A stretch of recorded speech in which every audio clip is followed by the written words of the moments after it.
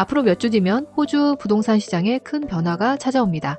정부가 단 5% 보증금만으로도 100만 달러 이상의 주택을 구입할 수 있도록 제도를 확대한다고 발표했기 때문입니다. 이 제도는 젊은 세대의 내 집 마련 기회를 넓혀줄 수 있다는 기대와 함께 주택가격과 재정 부담에 어떤 영향을 줄지에 대한 다양한 의견도 나오고 있습니다. 오늘은 8월 25일 발표된 퍼스트 홈 개런티 제도의 득과 실에 대해서 자세히 알아보겠습니다. 노동당 정부는 첫 주택 구매자들의 내 집 마련을 지원하기 위해 정부 보증형 주택 제도, 즉 퍼스트 홈 개런티를 10월 1일부터 조기 확대 시행한다고 발표했습니다. 기존에는 이용자 수와 소득의 제한이 있었지만 이번 개편으로 사실상 대부분의 첫 주택 구매자가 최소 5%의 보증금만 있으면 참여할 수 있게 됩니다. 정부는 이 조치로 수만 채의 주택 구매가 앞당겨질 것으로 내다보고 있습니다. 2주 전에 발표된 이 소식은 호주 부동산 시장 전반에 큰 파장을 일으켰습니다. 그 이유는 이번 조치가 주택가격에 직접적인 영향을 줄 수 있는 강력한 정책으로 평가되기 때문입니다. 알바니지 총리는 8월 25일 기자회견에서 노동당 정부 하에서는 단 5%의 보증금만으로 첫 집을 살 수 있게 될 것이라고 공식적으로 밝혔습니다. 실제로 새 제도에 따르면 시드니에서는 최대 150만 달러까지 이 보증이 적용됩니다. 과거에는 20%인 30만 달러의 보증금이 필요했던 150만 달러 주택을 이제는 단 7만 5천 달러만 마련해도 구입할 수 있는 길이 열린 것입니다. 여기서 주목할 점은 이번 제도 개편으로 기존에 적용되던 여러 제한이 완전히 사라진다는 사실입니다.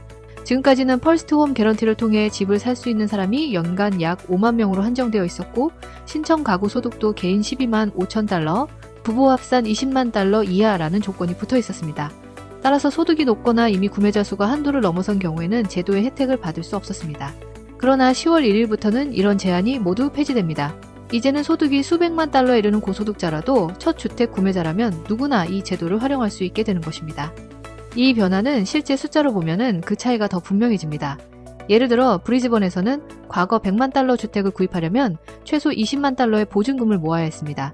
일반적인 소득 기준으로는 약 11년 동안 꾸준히 저축해야 가능한 금액이었습니다. 하지만 새 제도가 시행되면 단 5만 달러, 즉 5%만 준비해도 집을 살 수 있게 됩니다. 이는 저축 기간을 3년 수준으로 크게 단축시키는 효과를 가져옵니다. 멜번도 마찬가지입니다. 기존에는 9년가량의 저축이 필요했지만 앞으로는 2년 정도면 첫 주택을 마련할 수 있다는 계산이 나옵니다. 전국 평균으로 따져도 보증금을 모으는 기간이 약 11년에서 불과 3년으로 줄어드는 셈입니다. 이 변화가 의미하는 바는 단순히 첫 주택 구매자들의 부담이 줄어든다는 차원을 넘어섭니다. 원래라면 10년에 걸쳐 순차적으로 시장에 진입했을 수요가 이제는 몇 년 안에 한꺼번에 몰려들 가능성이 커졌다는 뜻입니다. 정부는 당초 2026년부터 제도를 적용하려 했지만 이를 2025년 10월로 앞당겼습니다. 시기적으로도 중요한데 바로 이 시점이 호주 중앙은행이 기준금리를 인하할 것으로 예상되는 시기와 겹칩니다.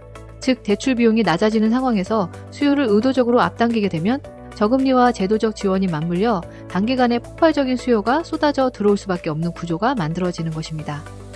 문제는 공급 측면입니다. 정부는 주택 수요를 충족하기 위해 매년 약 24만 채의 신규 주택이 필요하다고 추정합니다. 하지만 실제로 공급되는 물량은 그보다 훨씬 적은 연간 약 17만 채에 불과합니다. 이는 이미 약 29%의 부족을 의미합니다.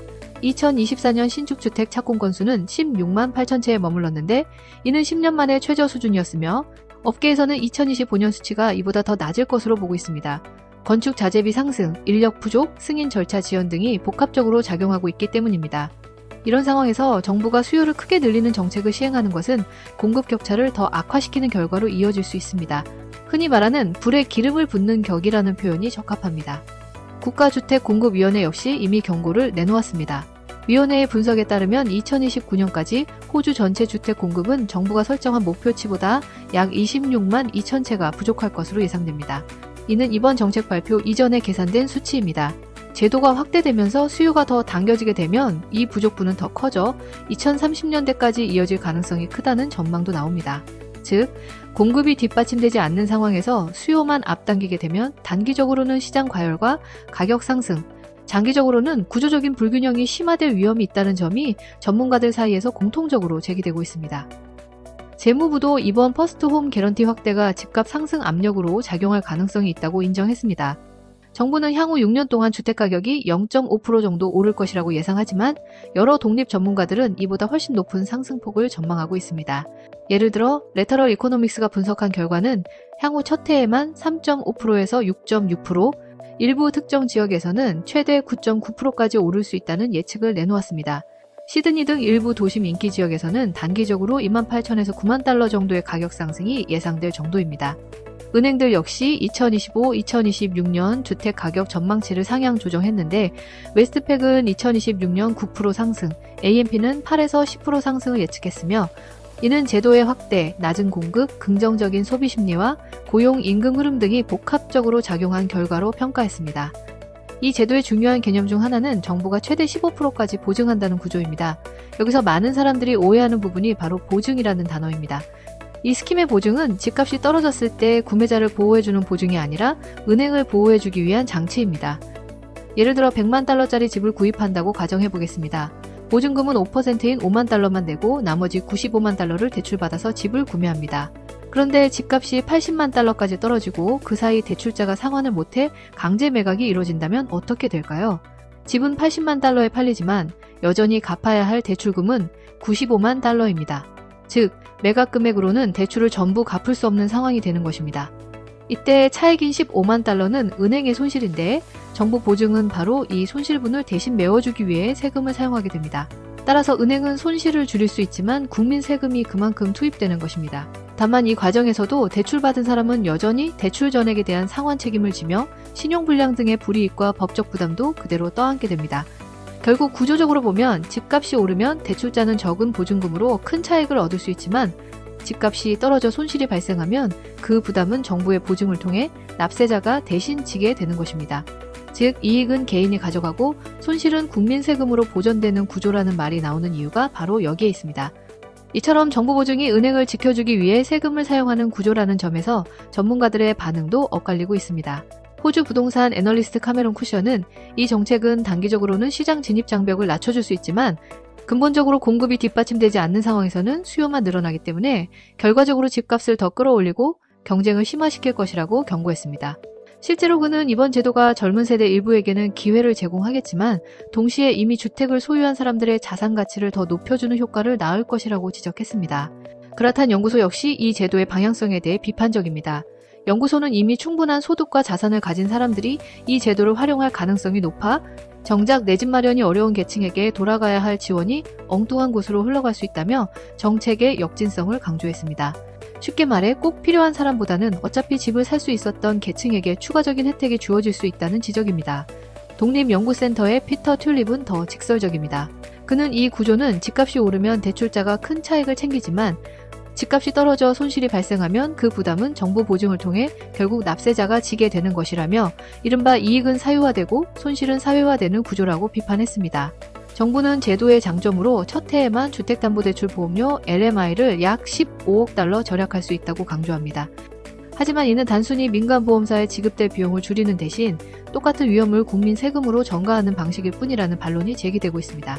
결국 전문가들이 공통적으로 지적하는 부분은 이 제도가 단기적으로는 매력적으로 보일 수 있으나 장기적으로는 세금 부담, 가격 왜곡, 그리고 불평등 심화를 초래할 수 있다는 점입니다. 이처럼 전문가들이 제도의 단기적 효과와 장기적 위험을 동시에 지적하는 가운데 시장 전체에 미칠 영향에 대한 분석도 잇따르고 있습니다. 이 정책은 호주 주택시장의 구조에 장기적으로 큰 영향을 미칠 수 있다는 전망이 나옵니다. 공급 확대 없이 수요만 빠르게 늘어나면 미래 세대가 더 높은 집값과 더 낮은 접근성을 마주할 수 있다는 우려가 제기됩니다. 이미 지난 1년간 교외 지역 572곳에서 집값이 20% 이상 올랐으며 제도 시행 후에는 1000곳 이상으로 늘어날 수 있다는 전망도 있습니다. 일부 지역에서는 가격이 2배 가까이 오를 가능성도 거론됩니다. 현재 호주의 중위주택 가격은 약 84만 4천 달러로 평균 임금의 10배에 이르며 전체 주택의 3분의 1은 이미 100만 달러를 넘어섰습니다. 이런 흐름 속에서 제도가 정착되면 장기적으로는 부동산 소유가 특정 계층에 집중될 수 있다는 우려와 동시에 당장 더 많은 사람들에게 주거 기회를 넓혀줄 수 있다는 기대도 함께 공존합니다. 단기적으로는 일부 젊은 세대가 내 집 마련 기회를 얻을 수 있겠지만 그 이후 세대가 어떤 환경에 놓이게 될지는 여전히 논란이 많습니다. 언론 보도 역시 젊은 세대에게 희망을 주는 제도라는 긍정적인 평가와 시장 부담을 키울 수 있다는 비판적인 시각이 함께 존재합니다. 결국 이 정책이 호주 부동산 시장과 미래 세대에 어떤 결과를 남길지는 아직 확실하지 않습니다. 시청자 여러분은 어떻게 생각하십니까? 여러분의 생각을 댓글로 공유해 주시고 이 영상이 마음에 드셨다면 좋아요와 구독 부탁드립니다. 감사합니다.